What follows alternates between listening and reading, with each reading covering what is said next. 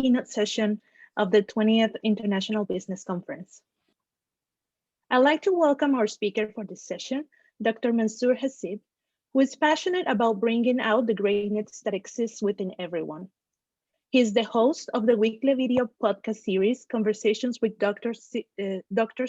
Cybersecurity. He is also the author of the widely acclaimed books, Cybersecurity Leadership and Bring Integrated Greatness Out. Due to his expertise in the cybersecurity field, Dr. Hasib has received numerous awards, such as Best Cybersecurity Higher Education Program, Outstanding Global Cybersecurity Leadership Award, the Cybersecurity People's Choice Award, and Information Governance Expert of the Year Award, among others. Dr. Hasib has 30 years of experience leading organizational transformations through digital leaderships and cybersecurity strategy in healthcare, biotechnology, education, and energy.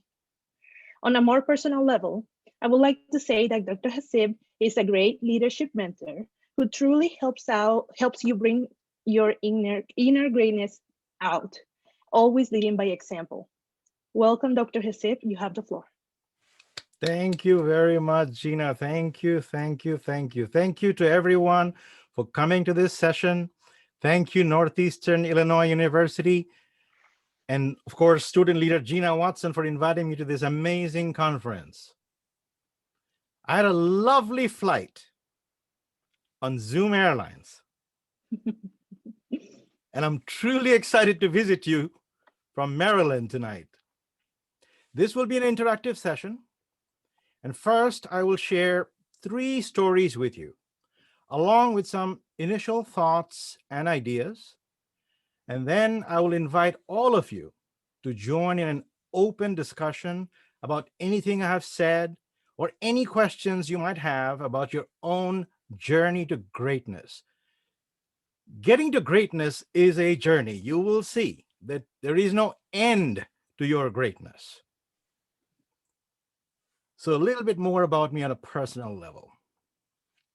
I was born on the other side of the world in a country called Bangladesh. Yet, I had a dream starting in the 5th grade.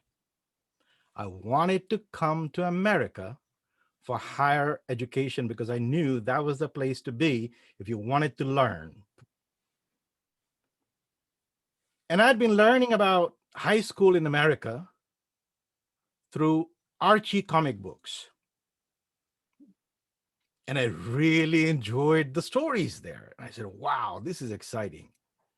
The big problem, we were not very rich, didn't have much money. So my mother told me to focus on my studies and to develop as many parts of my brain as possible by trying out different things. So besides my studies, I actually got into acting, music, singing, painting, poetry, cooking, sports, writing, you name it, I tried everything I possibly could. In the process, I learned what I enjoyed the most. You see, if you don't try things, you'll never know what you will enjoy. I also learned what are some things I can be very good at. So here I am enjoying a lovely childhood. And then in 7th grade, my world turns upside down.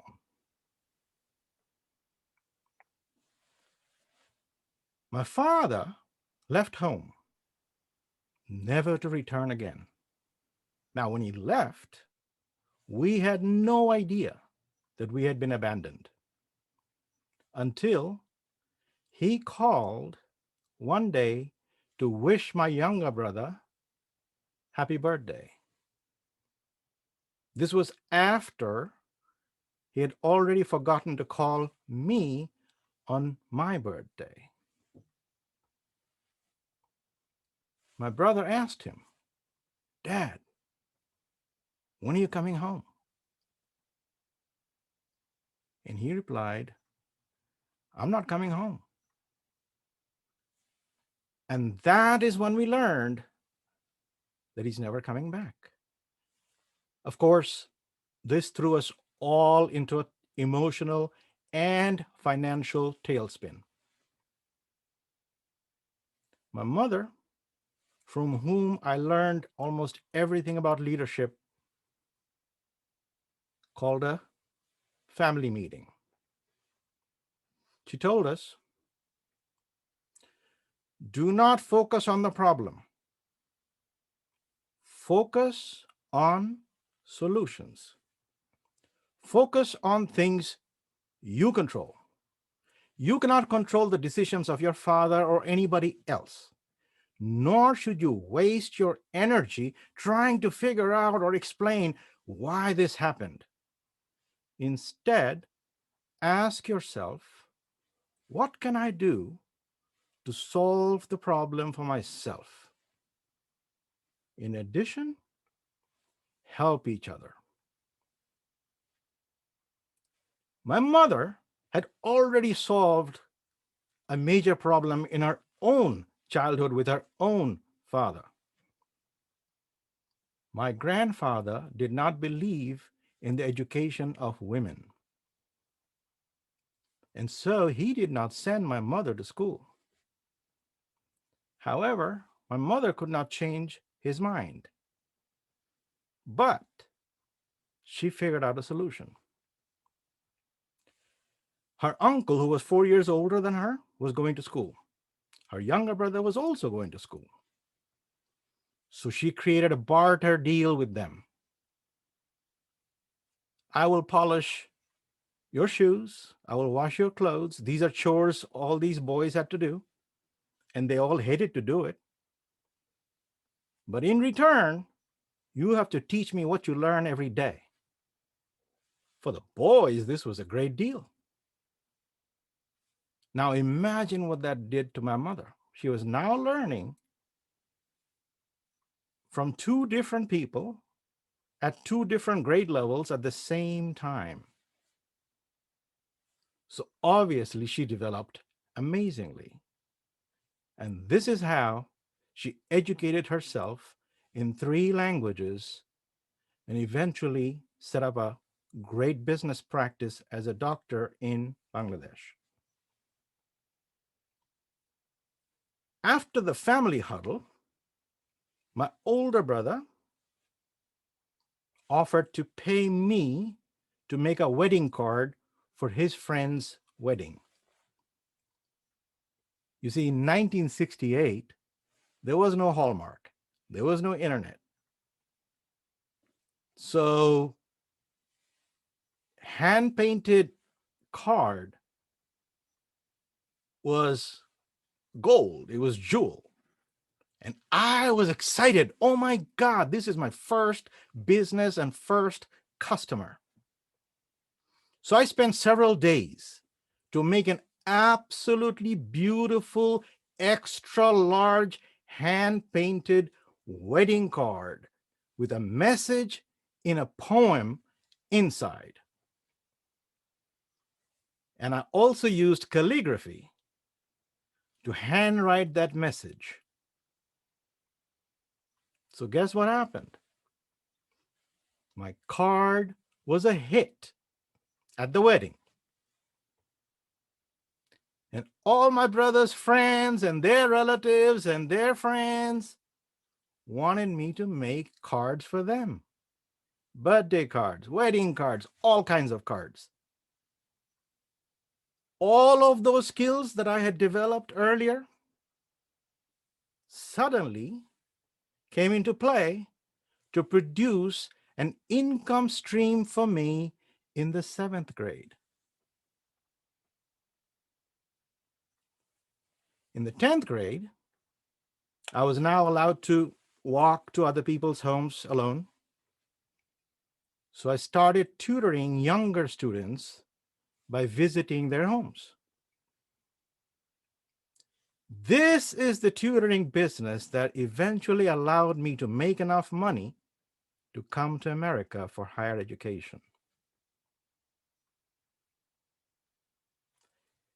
In America, of course, I was able to get into the computer network engineering field at a time when it was not offered any place. So engineering degrees at that time in the late 70s, 80s, computer engineering, computer network engineering, cybersecurity, none of that was available anywhere. But I got into the field. I also started to work in the cybersecurity field when the word cybersecurity still did not exist. Eventually, my career led me to where I am today, speaking and teaching others how to be successful by focusing on their actions. Now we come to the second story. In 2016, after spending more than 30 years as a digital leader in healthcare, biotechnology, education, and energy, I joined an online university as chair of a graduate cybersecurity program with about 1,500 students spread all over the world. While teaching my first class, I was very intrigued by a paper submitted by a student named Nalfatu Toure. She was from Africa. The substance of her writing was excellent, but the language needed some work to be acceptable at the graduate level. So, being a good coach, teacher, professor, I scheduled a call with Nalfatu. And I was shocked by what I found out during this conversation. First, I found out she was repeating this class because her previous professor had failed her for 0.5 points. In other words, if she had gotten 0.5 more, she would have passed the class. During the entire term, the previous professor had never talked with her. The professor never mentioned about her weakness in English, or that we had a free writing center that any students could use, no problem. The professor never told her that she was missing some assignments, which would have immediately increased her score to a passing grade. All she had to do was at least do one of those assignments, and half a point was no problem. But when she contacted the professor, he simply said, "You are not prepared for the course or the program. Case closed." After listening to her story, here's what I told Nalfatu. I said, instead of feeling bad about the incident, since we cannot change the past, celebrate the incident. She's wondering why. I said, look, if you did not fail in that class, you and I would never meet. Our paths would never cross. You would not be in my class. And because you're in my class today, I will personally take care of you. I will be your mentor. I will be your guide. I will give you whatever you need to be successful, not only in my class, but the entire program. And the cybersecurity field as a professional, because I have 30 years of experience in the field. So I can guide you on what you need to do. So I guided her. And guess what happened? She eventually graduated with honors from that program. At my request, she started to speak at conferences. She completed an MBA degree. In February of 2020, she placed first in a Capture the Flag cybersecurity contest at a cybersecurity conference. And she was chosen to be a mentor for another university's ethical hacking club. Today, she has a brand of her own, a business of her own, and she's traveling all over the world, just like all of we are, via Zoom Airlines, speaking and sharing her story. She might be here today also. I don't know. She was supposed to be. Third story. By the fall of 2016, I had completely overhauled the program because of my practical experience in the field. I wanted all the curriculum and the work in the class to be practical oriented. I wanted students to be ready once they graduate to go to work. And I wanted to make it career relevant. So we created globally accessible cyber labs. We curated, because books are expensive, so we eliminated textbooks. Many of those books are obsolete by the time they get to publication. We curated, wrote materials, open source materials, and everything. And then we also implemented business principles into the discipline, because we know that whoever is now graduating with a master's degree and they're going out to an organization, they are going to need to know digital strategy and business principles, risk principles, marketing principles, personal branding. All of those elements were woven into the program. And my program started to grow dramatically at an annual rate of 69% per year. Now, as with any innovation, our initial launch was messy, with serious problems, with lab access and things like that. It was mostly capacity issues. After a little while, more students couldn't get in. The professors, because the curriculum was so different, new, they're not used to it. We had eliminated quizzes and simple things. It was a lot of writing and evaluation of real world things. So the professors were having a hard time. So one day, one of the students from this first cohort, her name is Tamiko Evans, and she's here tonight. She reached out to me as program chair to complain about her problems. So I listened to all her complaints and I took notes. During the conversation, I sensed here was a person with a passion to succeed. I could feel her pioneering spirit. She also had guts because she was complaining to the program chair of the whole program. But her complaints were 100% valid. But there was a big problem. I could not fix the problems for that same term to benefit her. So I was honest with her. I told her I could not solve the problems that term, but I would solve the problems the next term. And I mentioned that as a pioneer student, she should not also focus on the problems, but focus on the solutions. There were ways to get around the problems. I also explained to her that the cybersecurity field is full of innovation. Innovation is messy. And as a cybersecurity professional, she will be dealing with messy problems for the rest of her life. So, to be successful, you have to be a perpetual innovator and focus on solutions, not the problems. Focus on solutions with what you can control. Minimize the damage. Work around the problem. Focus on graduation. And then, once you learn, teach others. Because knowledge in your head is useless. The power of your knowledge is unleashed only when you share it. Do this, and you will be a superstar someday. Now, I had no idea what was going through her mind, or if my lesson or my conversation was having any effect. I had no idea. But she went away.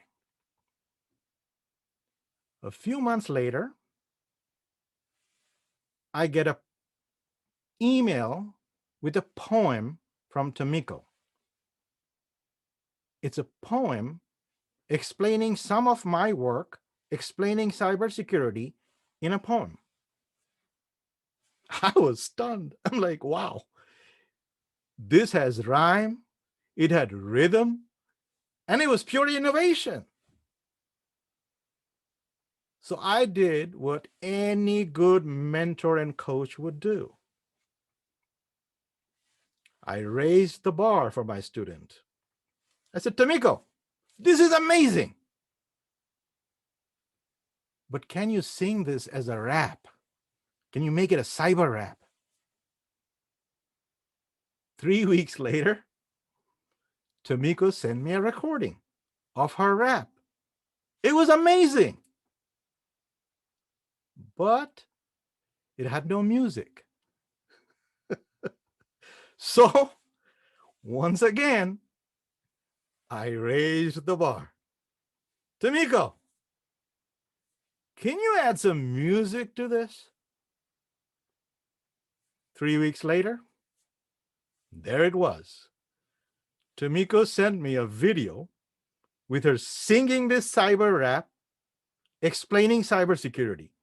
Even her gestures and performance was amazing. This young woman had the moves and the voice.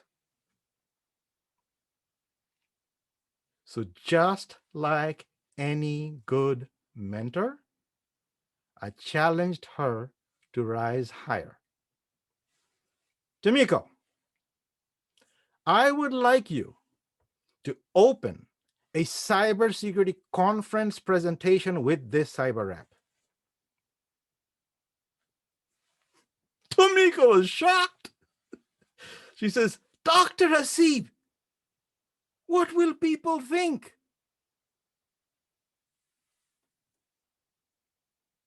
I said, Tamiko, in order to be great and in order to claim your rightful place as a leader in this field, you cannot worry about what other people think. You have to do what no one else can do or will dare to do. No one else can open a cybersecurity presentation with a cyber rap, but you can. You have that unique talent. You have that unique inner greatness. Do this. If it works, you will be a superstar. And if it doesn't work, don't do it again. No one knows you right now. You have nothing to lose. Now Tamiko had a new protest. She protested again. But Dr. Hasib, I'm afraid of speaking in front of a crowd. Now that was a real problem. So once again, I told her the truth. I said,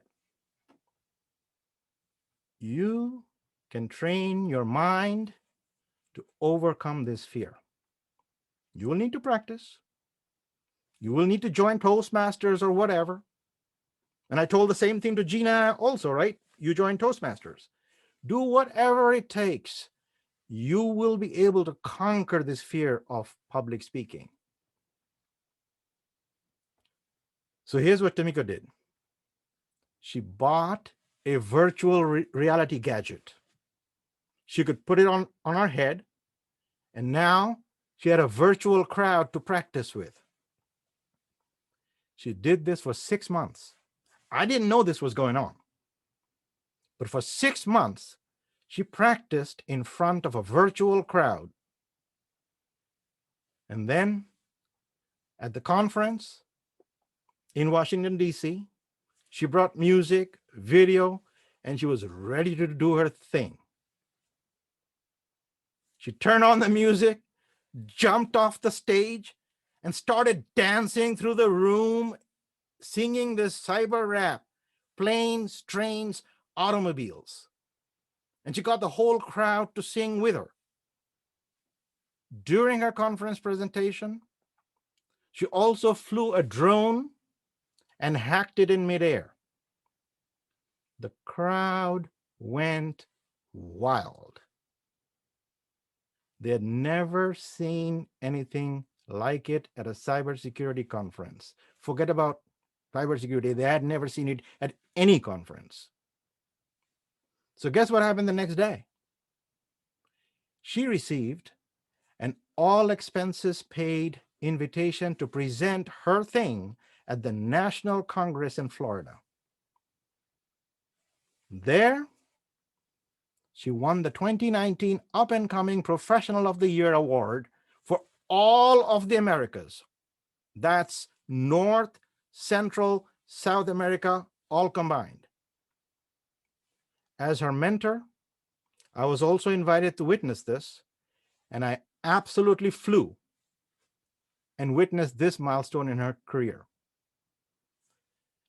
The conference made huge posters with Tamiko's name on it. I was like, wow. So this was an invaluable, unbelievable experience for all of us. Because what we saw was that just by bringing out your inner greatness, you can become a world famous brand, because that's what Tamiko Evans is today. She's known as the hashtag cyber rapper.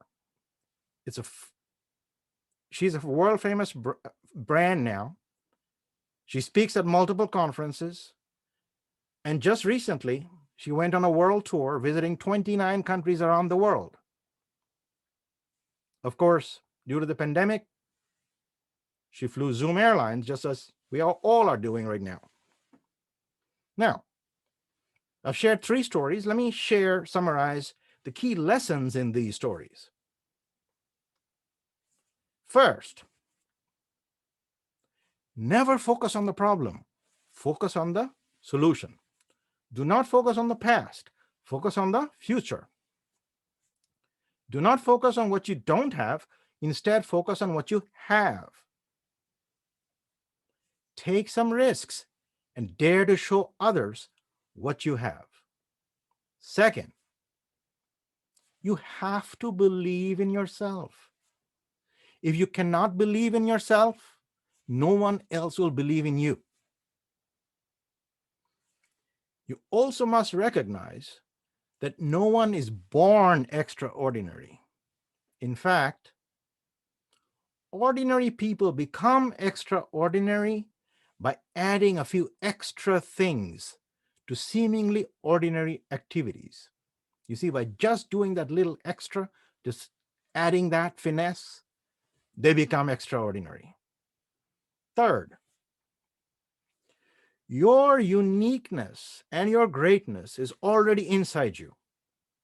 The key is to package and present it in an extraordinary way. That is what brings out your value. You see, people buy based on value. We are also a product, just like anything else. We're based on product. We are a product. More valuable we come across, the more people are willing to pay for our services. A lot of people are waiting for perfection. Guess what? Nobody is perfect. And nobody is expecting perfection either. So even though we don't choose where we're born or who our parents are and all that, we do choose where we end up. In other words, we cannot change the past, but we can change the future. And what others may see as an imperfection may be our strength. For example, some people may see my name or my accent as an imperfection. But guess what? That is the first thing that makes me distinguished. It is part of my unique brand, right? It might start a new conversation. Where did you get this accent? Where did this name come from? That conversation could lead to relationships. The key is you do not need to be perfect, but you need to perfect your uniqueness. All right? Fourth, you must work for it. You will never learn to do anything without practicing. We're all born knowing nothing. Everything is learned. And the human capacity to learn is infinite. We must learn as many things as possible so we can develop as many parts of the brain as possible. And that way, when the opportunity arrives, we can execute. You see, we don't know when the opportunity is going to come, but we need to be ready. Finally, in any effort, we must bring all of ourselves. No single person is unidimensional. We don't have one dimension. We have multiple dimensions. And the world's problems aren't unidimensional either. Solutions are multidimensional and interdisciplinary. So the key is to be aware of all the dimensions and then bring your entire being to anything that you do, so that when you do an activity, that activity takes on your personal brand, your flavor, the flavor of your uniqueness, the flavor of your personality. And in any job, instead of the job defining you, you define the job in your own image. And that is where you impart your unique value to any job. And what happens when you're removed? The value of the job and the value of the organization actually goes down. Now, for more stories and lessons of my work, you can read my books, of course. You can also go to my website, and my website is www.cybersecurityleadership.com. You can subscribe to my YouTube channel. It's all free. Tons and tons of videos out there. Gina talked about the conversations with Dr. Cybersecurity. You're welcome to come to that series and ask questions about your career or about my work or anything. And right now, I would love to open up the floor with questions, comments, discussions, everything else for the rest of the time that we have in our hands. Let's all have an engaging discussion on how you can bring out your inner greatness and personal brand. Thank you.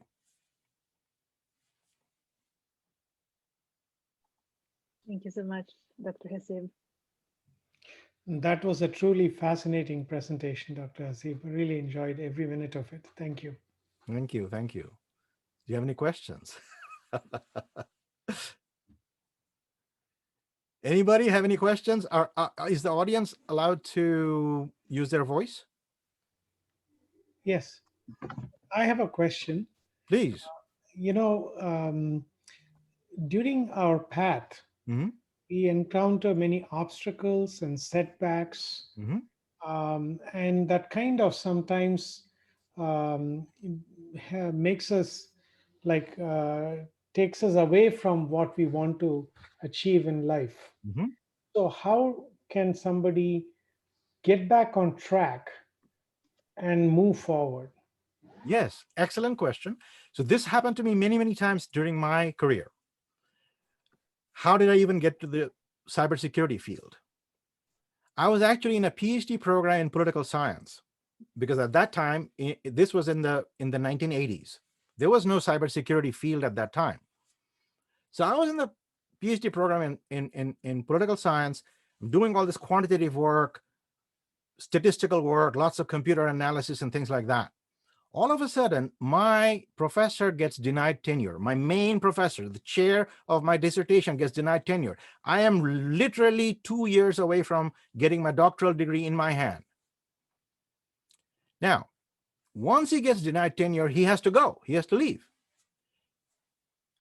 And another person takes over the dissertation, and her field is not what I was doing. And she basically says, no, I have to change everything. So as you said, I'm now faced at this crossroads. See, whenever I'm faced with a crossroad, I make a conscious decision, and I sometimes step back. I don't just keep going in the wrong direction. I take a step back and then basically say, all right, so if I go that, I consciously, I actually sometimes write it down. What are the costs, benefits, and everything? I basically said, life is telling me that I need to rethink everything. It was the same kind of a story like when my father left. You see, life was telling me that I need to do something different. I need to think, again, focus on my controls, things that I can control. My fear of taking this dissertation track in the different direction was, most of the things would be so outside my control. This was a brand new professor with whom I had no real relationship. So I didn't trust that path would lead somewhere. But instead, I saw at that time that, hey, there were lots of jobs in technology. I had already earned a master's degree. So maybe this PhD in political science is not my real path in life. Should I try to go into the technology field and see how that happens?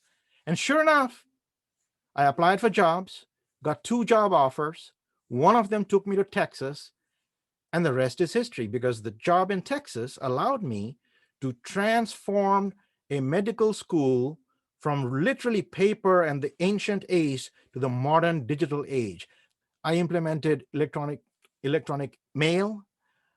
I implemented word processing, spreadsheets, and in the late 80s, that was revolutionary, right?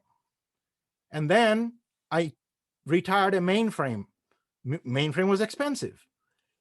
Implemented a local area network, and they did everything with that, lower cost and everything. So in other words, where they were spending literally $2 to $5 million a year, they were now spending about $200,000 per year doing everything in a network.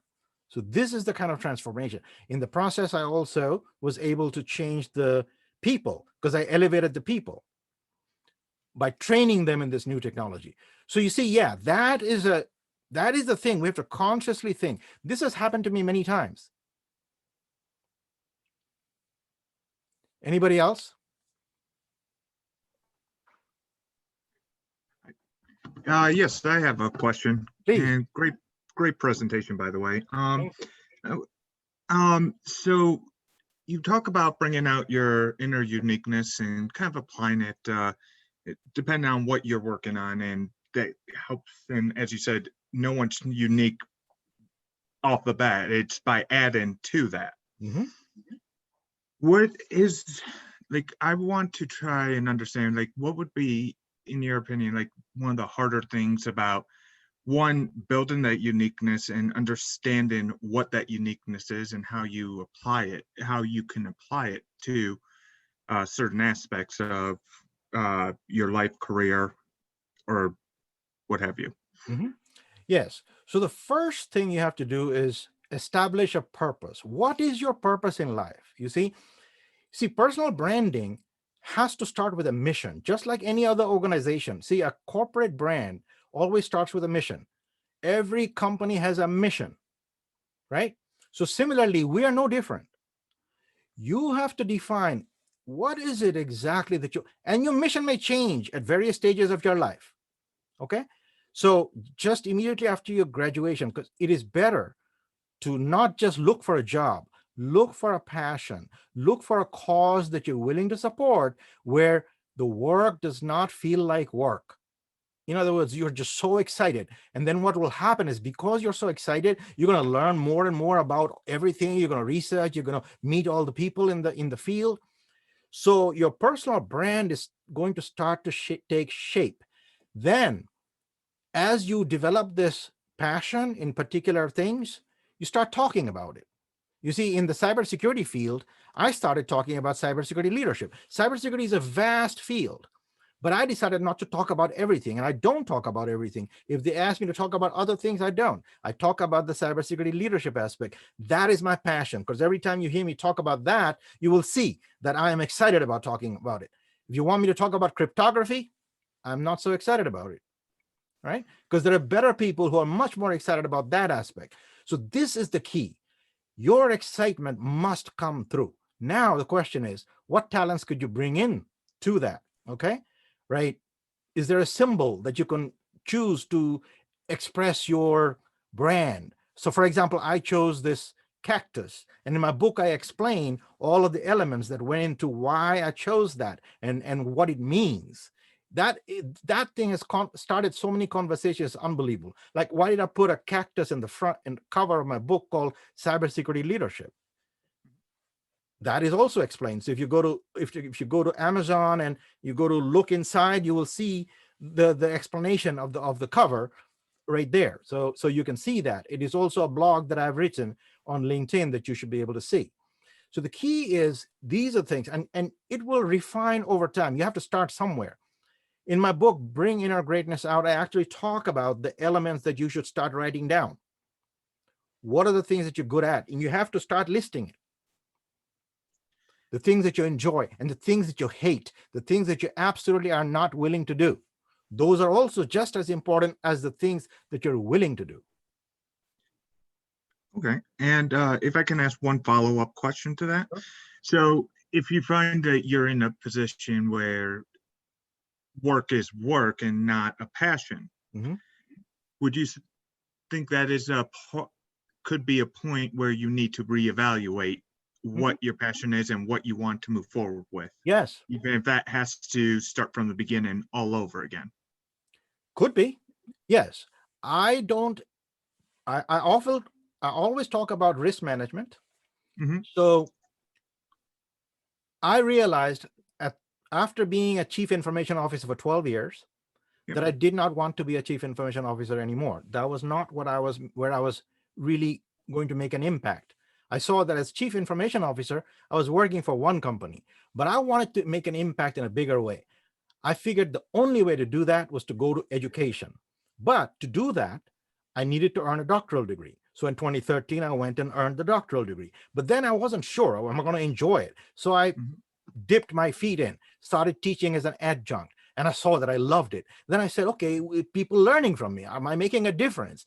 When I started seeing people benefiting from this, I said, this is what I've always wanted to do. I always enjoyed making other people great.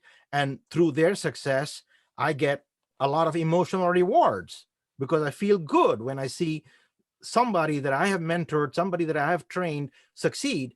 So then I went into it full time. Then I also realized just in around June that even being a chair was becoming drudgery because there were so many administrative things that I was having to do that I was not really having fun. And I felt like I wasn't making a difference in the scale that I really wanted. So, and my book wasn't getting written. This book had been in the works for 2 years and it wasn't getting written. So basically in July, I decided that, okay, I don't want to do this anymore. I don't want to be program chair because they've got too much administrative trivia. I want to really mentor, teach, speak, evangelize. That's what I want to do. I don't want to do a whole bunch of paperwork, a whole bunch of administrative trivia. That is because really the university could hire people to do those kinds of things. Making me do those things to me didn't make any sense. They were not willing to change, so I left. So these are the decisions you often have to make. Now, what happened? As a result of that, I was able to now finish writing this book. This book, I started writing in July of 2020, and I finished in October. But it had been in the work for 2 years. Then I had to make the audio version of it. I finished that in January. Now I'm basically going around spreading this message. And that's what I'm going to do probably for another year or so, just speaking, evangelizing on this thing. I'm also teaching people on public speaking because I feel like that's another way that I've been able to coach people and bring out their shyness, because I think public speaking, getting that voice is very, very key. Gina was actually in my cohort where I mentored her and about 7 or 8 other people in this public speaking and finding your inner greatness. So you will find everything in the book, actually. You have to go through the methodology. Okay. And thank you very much for answering those. You're welcome. Anybody else? Yes, we have a question from Sarah Hernandez. Mhm. She says, such an inspiring session. Thank you, Dr. Hasib. I am somewhat capable and confident of speaking in front of a small group, but one day I hope to be on a panel to speak in front of a larger crowd. What is the best advice you can give to get over nerves or fears, stage fright? Join Toastmasters. And right now, because of online, you can pretty much join any Toastmasters club. So Gina is in Chicago, I think, or Illinois, somewhere, right? She was a member of our club, which is based in Maryland. Our club right now has members all over the world. And at the time that Gina joined, I was personally mentoring. So I had a 6-month assignment that anybody who joined in that time, I would give them 6 months of free training on public speaking and all this. If you join my club, I will give you 1 coaching session for your first speech. But after that, you'll be on your own. There'll be a whole bunch of other mentors that will mentor you. Because the beautiful thing about these speeches and things at Toastmasters is that after you give the speech, you get an evaluation. How could you do better? What did you do? What did you do great? What could you do better? What are things that you could be challenged with? Public speaking, the only way to get better is to speak. I've been speaking and learning for a long time, but I rejoined Toastmasters in 2019 because I really thought I needed to update my skills and get even better. So some of these styles that you saw me use today, they were developed in 2019, 2020. Okay, so I have adapted, because before that, I learned public speaking in the ancient era. Okay, in using public slides and all that. Well, using slides today is not a very good idea, particularly in an online format, mainly because the focus moves from the speaker to the slides.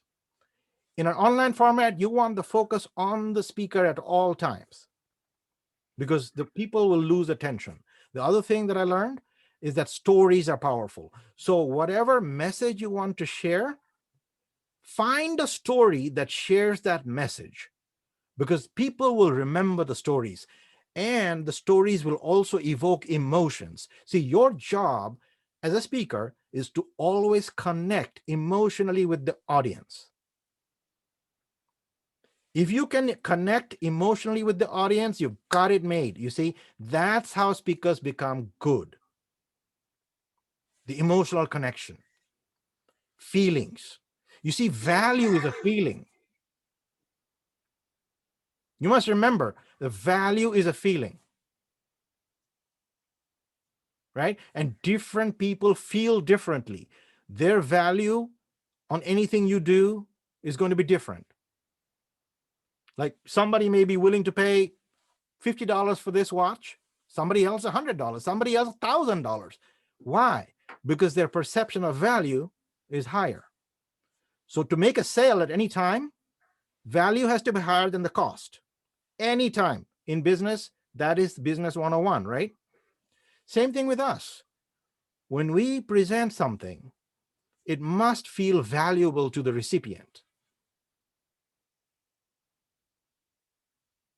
Make sense?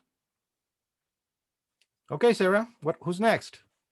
Tamiko Evans. Tamiko! Yes. I guess I want to add to that because a lot of people have issues with getting to that next level by themselves. There you go. So I guess I will also say, you know, having a mentor like yourself is very, very, very important, because of the fact that by meeting you online on LinkedIn, your energy, you know, just really helped me get to where I needed to go, to that next level. I only met you 4 times in my life, like personally. Is that right? So I guess I want to just, you know, mention to people that having a mentor, someone that's an advocate to you, someone that's just genuinely wanting to help you to get to that next level is very valuable in your goals and your aspiration of what you want to do in life, period. Because to be honest, Dr. Hasib, if you wasn't around, I don't think I've gotten to as far as I did, because you transitioned from a mentor to a sponsor. And I didn't even ask for that, but your personality is just so, and I mean, like, wow, your personality of wanting to. So you may want to explain to the audience what the difference is between a mentor, sponsor, and a coach. Because to tell you honestly, I learned that from you. I did not know about the sponsor concept. I didn't know I was doing that. But yes, that is a great point. Yeah, I actually wrote a rap about it. But I'm not gonna wrap it on your keynote session, you the highlight. But well, I guess first of all, dealing with a coach, a coach is there, but at the same time, you're a lot of people that advertise themselves as being coaches, they want to get paid, to be that coach. It's not, it can be in your best interest, but it depends, because a lot of people just look at it as a job. Mhm. It's like, I'm here for a job and I'm just going to do what I need to do to get you there. But there's not a lot of passion with a coach. With a mentor, you build like some type of relationship where the relationship become like a bond, like family, where like I see Dr. Hasib as like a academic father figure, mentor figure, type of person. And he would, by a mentor being so passionate, they're not getting paid for that. They're doing it voluntarily. So that means that they want to do it. They want you to succeed. And then dealing with, well, actually a sponsor, like Dr. Hasib said in his book, a sponsor is a mentor that's on steroids. So so you're that mentor that is, about that person. I'll say Dr. Hasib put himself out there, put his reputation on the line for me, advertising me on LinkedIn, marketing me, and just telling people, things about me. And I'm like, wow, he actually believed in me, so, and that's like the difference when you get to, it's like there are different levels, and his level went to the top when he became that sponsor for me. I was like, wow, he really believes in me. So it helped me believe in myself, because he believed in me even if I was doing things wrong. I was like, okay, well, he still believes in me, so I'm gonna still do it. and Yeah. and Yeah. oh So yeah. that is key. So you basically said the basic thing. Mentor is a very minimal interaction. Coach is a little bit more, and that is why people want to get paid. Sponsorship is where the person is actually putting their own reputation on the line by recommending somebody for something. You see? Yeah. So that is the key difference. And yes, it is. I do believe that having the right mentor and the right sponsor and the right coach is very important. Yes. Yeah, and a lot of people don't know how to find that though. But sometimes you don't need that. I mean, in all sincerity, if people go through, that is why I felt this urgency to write this particular book, because the people that are now going through it, it is literally changing their lives, because there's a Yeah. lot in there. I talk about the economic conditions that has brought us to the situation where we are today, where layoffs are so common. All right, well, how do you control layoffs? Again, through personal branding and creating multiple sources of income. See, I've always done that. If you don't have multiple sources of income, and if you don't have a personal brand and nobody knows about you, it's much harder to survive from a layoff. Mm-hmm. I am a witness to that. I have been laid off 3 times in my career, but it never affected me financially. Every layoff affected the institution I was leaving far more than it ever affected me. That is the most amazing thing. Wow. I mean, many universities think, oh, I lay off 100 people, I'm going to save a bunch of money. But laying off 100 people, you might save who knows how many millions of dollars. But in my case, my program, which was bringing in $117 million a year, now has gone down to $30 million a year. So from 117 to 30 million, the layoff wasn't very wise financially. Understandable. Right. Thank Now, you, Dr. Hasib. they did want to rehire, but again, you choose. I chose not to reapply to be rehired because I was like, okay, if I was worthless to be laid off in the first place, why do I want to try to get rehired? Because now I'm at a disadvantage. You see, you never want to put yourself at a disadvantage anytime, so that people can put you under their thumb. That is not allowed. You see. Any other questions? What time do we end? We still have 20 minutes. Oh, okay. Uh, All right, keep going. Who else? Me, Vishaka from Please. India. Please. So, Dr. Hasib, first I would like to bring to book for everyone that his first book was something which made me quit my job, because although I was a good employee and also award-winning employee, but I was still not enjoying it because I thought something is wrong with me. I'm not meant for this. I am meant for better things, and I deserve to be in the decision-making thing of whichever organization I work for.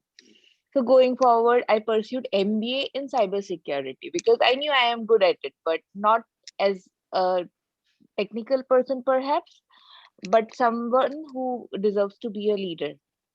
Only to find out that when I pursued MBA in cybersecurity, I saw the real faces of many things, and I have faced a lot of rejections during my job processes, only to find out that IBM came forward to hire me.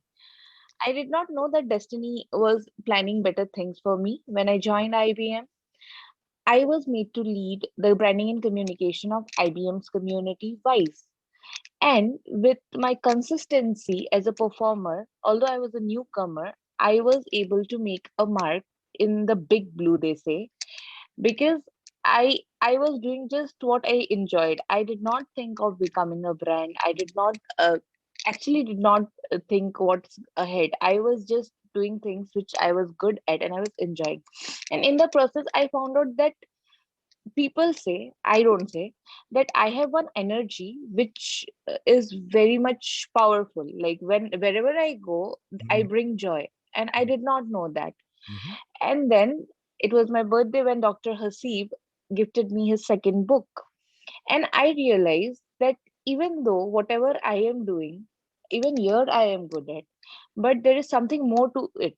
I am still exploring what all areas where I can conquer. And I still don't know what my pot of gold is. But the best thing is that, yes, my energy has made a difference to so many lives. I come from Assam, the most remotest corner of India. Mm. Yet, Northeast is proud of me, of a girl like me. The community where I belong, girls do not study so much. Yet, my parents were brave enough to invest in my education rather than saving it for my wedding. So I just really want to know that how do I find that pot of gold? Energy and all is okay. I keep exploring. I make the most of every opportunity that comes my way, and the universe has been kind because I get a lot of opportunity day in and day out, and I don't know what to do with it. I just grab it with both my hands and make the most of it. So yes, how do I explore what my exact pot of gold is? You're already doing it, right? So one of the things that people need to understand, and you are already recognizing this, is that greatness is a journey. I am still journeying to my own greatness. I don't believe I have achieved what I really want to achieve, because every time I keep going, it seems like I can do more. I can do more. I can impact and help more people. Now, Bishaka, one of the key things that has already happened to you is you appear to have found your passion, you see, and that is why you feel that energy. And because you feel that energy, other people are infected with your energy, you see, because if you are not excited, then the people you're talking with are not going to be excited, right? So your energy, your enthusiasm is going to infect the others, and that's what's happening. And because you are enjoying it, you are keeping on growing. There is no end to this. What you're doing is riding the rainbow. I would not look for that pot of gold, because you are going to continue to rise and you're going to continue to impact more people. And as I said, the greatest joy for you is going to come from impacting and helping others. See, the mission that you have of helping others, this is what is creating your gigantic network of people. See, most people don't understand that your net worth, the worth of your brand, depends on how many people you're surrounding yourself with. So if you have 1 million connections, that is gold. If you have 10 million connections, even better. So again, this is the new world. You need to, and then you'll be able to start to monetize your brand even better. So the more influence that you have, and again, it doesn't depend on age. You can see people who are teenagers making thousands of dollars a month on TikTok, YouTube, all kinds of places, right? So Yes. so that is the thing. The thing is to focus on the passion and then keep doing activities around that passion. And you're So, so already, nice of you. yeah, you are riding the rainbow. Think about riding the rainbow instead of looking for the pot of gold. Thank you so much, Dr. Hasib. This was really a good message, and I was actually wanting this at this moment. Thank you so much. Okay. Who else? Okay.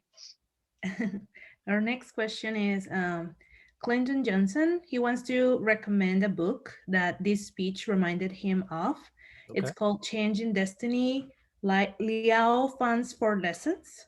Mhm. And he also wants to know at what time do you feel it's appropriate to take time to reflect and learn from our past? All the time. So this is why Toastmasters experience and doing those speeches are important, because in Toastmasters you are taught to start searching, digging out those stories from your past. Sometimes they're they will make you very vulnerable. Sometimes they will make you emotional. Sometimes they'll make you cry. But you see, as you start digging out those stories from your past, those stories, you will be controlling those stories instead of those stories controlling you. So this whole situation with my father, for the longest time, I was very sad about that story. And I said, why did it happen to me? Why did I have to lose my father in 7th grade? It was much later that one of my friends, very close friend, pointed out to me, hey, Mansur, you would have never been who you are today if that didn't happen to you in 7th grade. So instead of lamenting or being sad about the situation, why don't you celebrate that situation?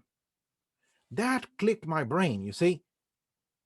And all of a sudden, I was now able to exercise control over that incident. You see, instead of the incident controlling me, I was now controlling the incident. Yes.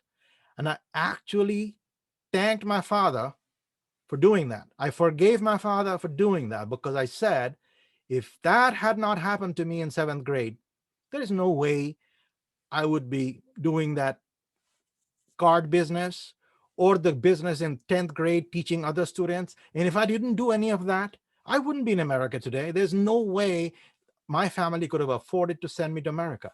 That just would not have happened. So a lot of things. So when I got laid off the first time in 2010, I immediately said, okay, no problem. Life is telling me I need to do something different. I was in a secure job at a university, a state university, nonetheless, but it got shut down for whatever reason. But instead of lamenting and being sorry about it, I basically said, life is telling me to do something different. So I went on a tour across the United States. That's when I also finished traveling through all 50 states of the USA. And I learned, oh my God, now there's a Doctor of Science program in cybersecurity. Now, if I hadn't done that journey, I would never have found that out. And I said, oh my God, this is my chance to finish a doctoral degree finally. Now maybe I can go to academia after that and teach and do this thing.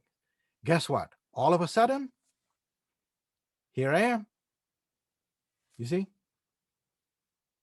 So absolutely always revisit the stories. Do not let your past stories control you. Control the stories yourself. Take charge of the stories. As you express them, as you share them, you will realize that there is power in that. You have already overcome whatever sad story you might have. Everybody has sad stories. Nobody is perfect. Nobody has 100% happy life. It just doesn't happen. Even the people with the most amount of money have lots of unhappiness in their lives. Part of the reason that they remain unhappy is that they never go deeper and gain control of their situation. That is the key to success. Gain control of your situation and only focus on things that you control. Accept everything else that you don't control. Like the pandemic. I cannot control the pandemic. But what did I do during the pandemic? I started this Conversations with Dr. Cybersecurity series. I then expanded our Toastmasters Club to be online. Okay. And I am now visiting all over the world. Any conference that invites me, I go. Gina invited me. No problem. This is great. You see? So often, we should not look at the bad effects of the situation. We'll look at, okay, what are the opportunities of the situation? Because every adversity has opportunities. Does that answer your question?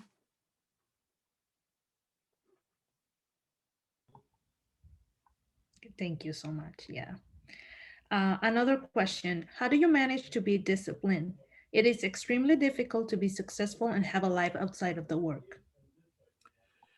Yes. So this is where micromanagement of your time can come in. So we have tons of time. Now, you also have to be very strict with your work. So remember, if they're paying you for 40 hours a week, is there any logical reason for you to be working 60 or 80 hours a week?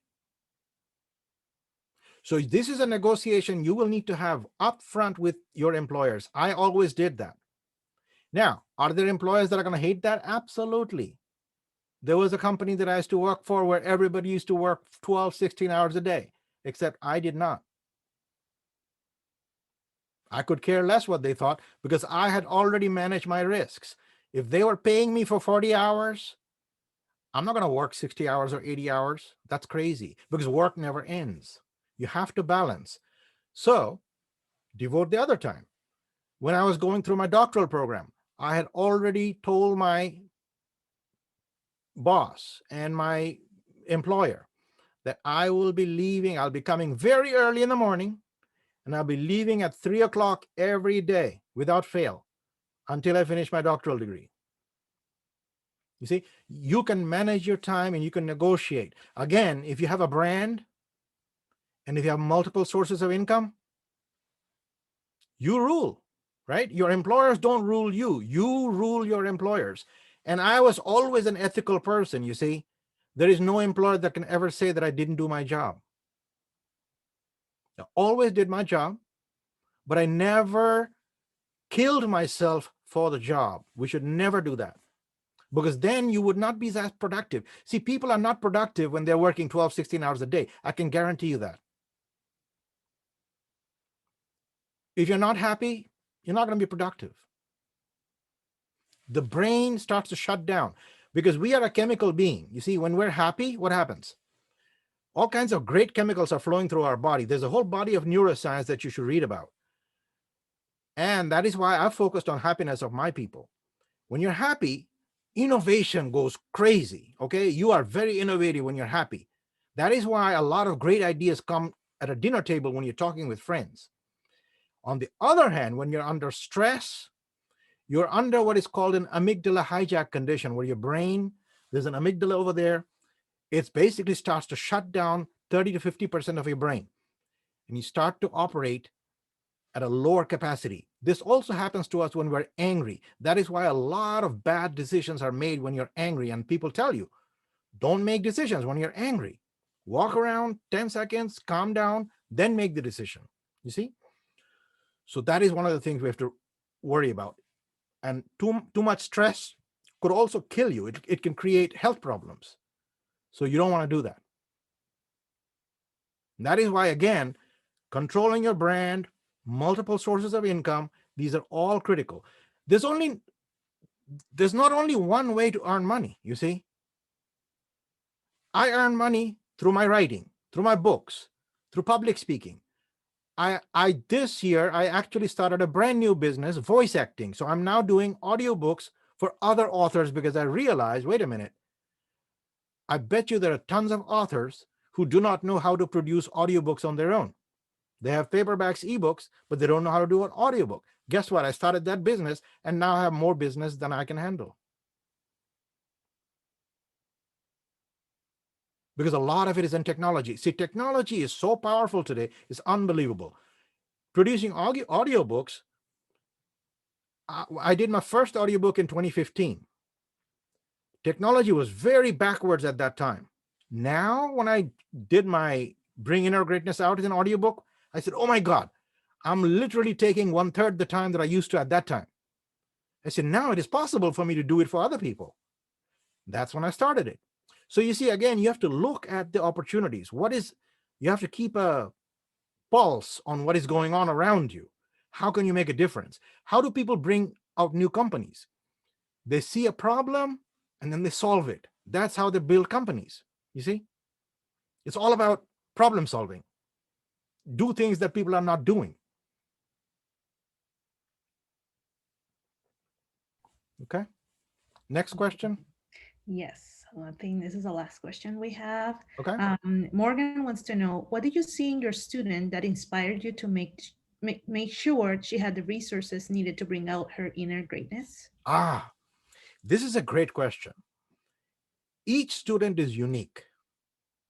So it is my job as a professor to figure out and understand that unique gift. And this is why it is also important for the student to reveal as much of their talents as they possibly can. You see, if Tamiko did not send me that poem about cybersecurity, I would never have known that she had that talent, right? So she had that guts and the dare, and she trusted me. So one of the things that I typically do is I establish a trust relationship with my mentees. They always know that I will always give them advice in their best interest. And I never try to push my ideas on them. I'm trying to bring out their inner person. Who is that person behind? All right. What are their stories? So even in Gina's case, the very first speech that Gina gave was about herself, because that's her own unique story. But I coached her on how to bring that out. I told her to take a little aspect of it and then bring that out, share in the form of a story. And she did it. So it is the job. Now, other people, I'll give you another example. So Tomiko's case was poetry, cyber rap, music. Another one of my mentees, her talent is humor. Oh my God, she can make anything humorous. Now, even though she knew that talent, she never realized that it could be applied in cybersecurity. But I coached her into applying humor to teach cybersecurity.